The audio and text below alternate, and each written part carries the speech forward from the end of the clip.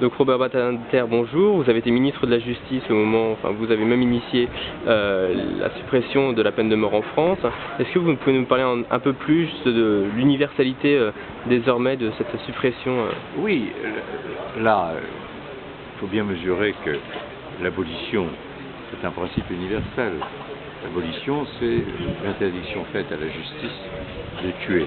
Et le droit à la vie, c'est le premier des droits de l'homme. À partir de là, évidemment, comme tous les droits de l'homme, l'abolition doit régner sur l'ensemble des continents, des États, partout. Et c'est cela l'abolition universelle. Alors, quand on a aboli en France, nous étions le 35e État dans le monde. Et les choses, depuis 25 ans, étaient beaucoup plus vite et beaucoup plus loin que je ne le croyais à cette époque. Aujourd'hui, vous avez sur les 197 États des Nations Unies, 130 qui sont abolitionnistes. Donc l'abolition est devenue largement majoritaire. Alors, vous avez des îlots de résistance importants. Vous avez la Chine, de loin est le pays qui exécute le plus, près de 8 à 10 000 par an.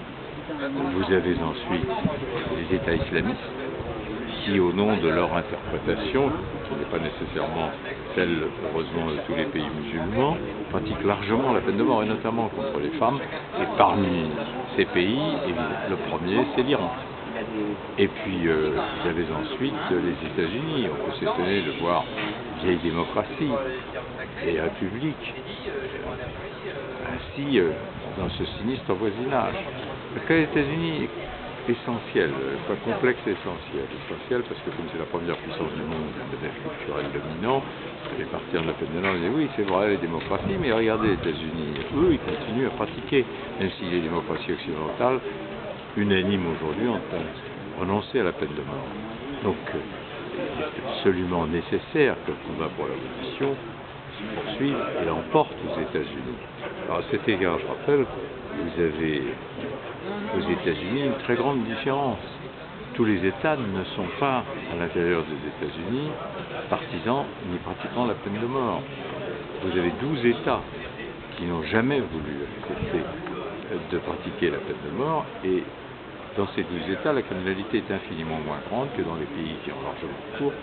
La caractéristique de ces États, c'est qu'ils sont au sud des États-Unis, soumis là à toutes les tensions qu'on connaît, sociales et raciales, de grandes inégalités sociales et de grands préjugés raciaux.